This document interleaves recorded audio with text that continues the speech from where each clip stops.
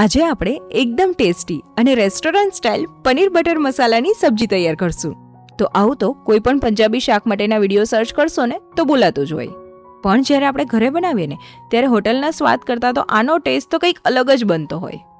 પણ આ શાકની આપણે ગ્રેવી જેવી કરશું ને જેથી કરી એનો ટેસ્ટ હોટલના શાકના સ્વાદ જેવો જ આવશે. તો સુપર ક્રીમી અને ટેસ્ટી એવું પનીર બટર મસાલા બનાવવાની શરૂઆત કરીએ. નમસ્કાર મિત્રો, સ્વાગત છે તમારું. જો તમને મારી રેસિપીસના વિડીયો ગમતા હોય તો લાઈક, શેર અને મારી ચેનલને સબસ્ક્રાઇબ કરજો.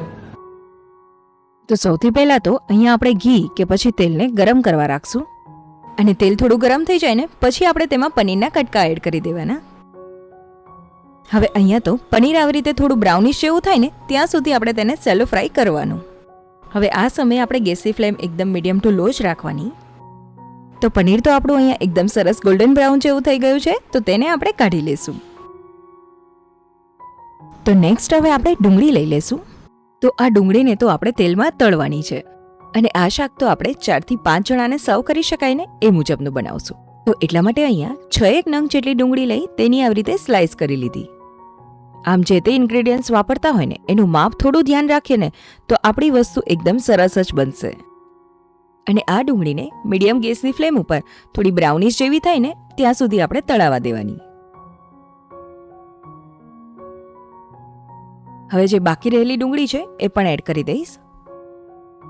હવે અહીંયા તો ડુંગળી થોડી સતળાઈ ને પછી આપણે ખડા મસાલા પણ ઉમેરવાના, પણ ખાસ ધ્યાન રાખવાનું કે ડુંગળી થોડી સતળાઈ જવી જોઈએ, કેમ કે જો વધારે ખડા મસાલાને આપણે ગરમ થવા દેશું ને તો શાકમાં તેનો કરચો ટેસ્ટ આવવા લાગશે. તો હવે ખડા મસાલામાં 1 તજનો ટુકડો, 2 નંગ જેટલી એલચી, 1 કાળી એલચી, 2 લવિંગ, તેમજ 10 થી 12 નંગ જેટલા મરી, તેમજ એકદમ નાનો બાદિયાનો ટુકડો. અહીંયા ખડા મસાલા ઉમેરતા ખાસ ધ્યાન રાખવાનું, કેમ કે એનું પ્રમાણ જો થોડું વધારે થઈ જશે ને તો શાકમાં ખાલી એનો જ ટેસ્ટ આવવા લાગશે અને એ ખાવામાં નહીં મજા આવે. તો એટલા માટે જ આ મસાલાઓ થોડું ધ્યાન રાખીને જ ઉમેરવા. ડુંગળી આપણી અહીંયા તળાઈ ગઈ છે, પણ થોડી ઠરે ને પછી આપણે તેને મિક્સર બાઉલમાં એડ કરી દઈશું. એકવાર આ રીતની ગ્રેવી જરૂરથી ટ્રાય કરજો, તેના લીધે તમને આ પંજાબી શાક ખાવાની ખરેખર બહુ જ મજા આવશે. અને તેમાં 10-12 નંગ જેટલા કાજુ અને એકદમ મોળું એવું દહીં, એટલે કે દહીંને થોડી વાર માટે કપડામાં રાખી બધું જ પાણી નિતારી લીધું.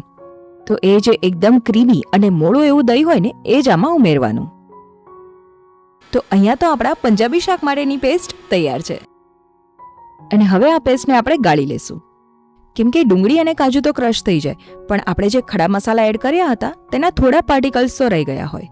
તો આવી રીતે ગાળી લેવાથી તેની એકદમ સ્મૂથ એવી પેસ્ટ તૈયાર થશે. તો અહીંયા આપણી એકદમ રીચ અને ક્રીમી એવી પેસ્ટ તૈયાર છે. તો કડાઈમાં હવે થોડું તેલ અને બટરને ગરમ કરવા માટે રાખશું. હવે અહીંયા તો તેલ અને બટર મેં 2 ઉમેર્યું, પણ એકલા બટરમાં વઘાર તો એકદમ ટેસ્ટી એવો લાગશે. ત્યારબાદ ચપટી 1 જેટલી હિંગ અને 2 થી 2.5 ચમચી જેટલી આપણે લસણની પેસ્ટ ઉમેરશું. અગાઉ ગ્રેવીમાં આપણે લસણ ઉમેર્યું નથી, તો આ સમયે એકદમ વ્યવસ્થિત એવું જ ઉમેરી દેવાનું. હવે અહીંયા તો મેં લસણની સાવ પેસ્ટ નથી કરી, થોડું એવું તેને અધકચરું રાખ્યું છે. અને લસણ એડ કર્યા પછી આપણે તેને થોડું સાતળી લેશું. અને ત્યારબાદ 1 કપ જેટલી ટમેટાની પેસ્ટ ઉમેરશું. અહીંયા ટમેટા તો 6 નંગ જેટલી ડુંગળીની સામે 3 થી 4 નંગ જેટલા જ લેવાના. સાથે સાથે થોડું મીઠું પણ એડ કરી દઈશ, જેથી કરી જલ્દી ચડી જાય. તો આમ ઘણીવાર પંજાબી શાક આપણે ઘરે બનાવતા હોય ને ત્યારે તે થોડું ખટાશવાળું લાગતું હોય છે, તો આવી રીતે માપની જ ટમેટાની પેસ્ટ એડ કરવાથી એકદમ બેલેન્સ એવો ટેસ્ટ આવશે.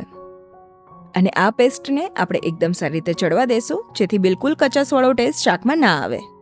તો તેલ હવે થોડું છૂટું પડ્યું છે, તો બીજા મસાલાઓ એડ કરી દઈશું. તો તેમાં 2 મોટી ચમચી જેટલો કાશ્મીરી લાલ મરચું પાવડર, 1.5 ચમચી જેટલું ધાણા જીરું અને ત્યારબાદ અડધી ચમચીથી પણ થોડી ઓછી એવી હળદર, તેમજ સાથે થોડો ગરમ મસાલા પાવડર એડ કરી દઈશ.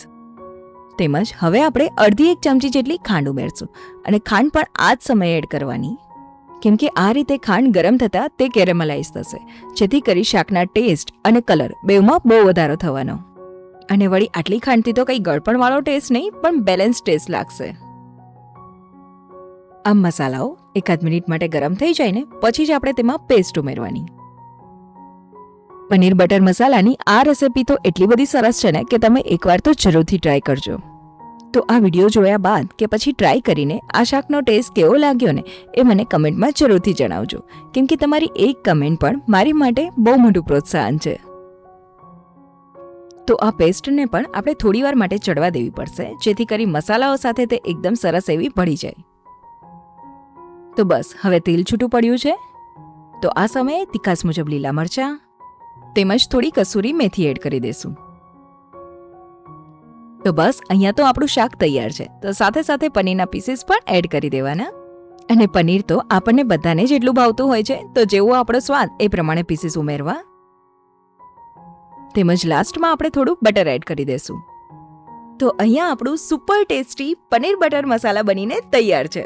તો આ શાક તો નાન, પરોઠા કે પછી રોટલી જોડે ખાવાની તો ખરેખર મજા આવશે. અહીંયા તો જોઈને જ ખાવાનું મન થાય છે, તો એકાદું બાઈટ લઈ લઈએ. આ શાકની રેસિપી જો તમને ગમી હોય તો લાઈક, કમેન્ટ તેમજ શેર કરજો, જેથી કરી મને તમારો સપોર્ટ મળી રહે. તેમજ મારી ચેનલને સબસ્ક્રાઇબ કરજો. ખૂબ ખૂબ આભાર.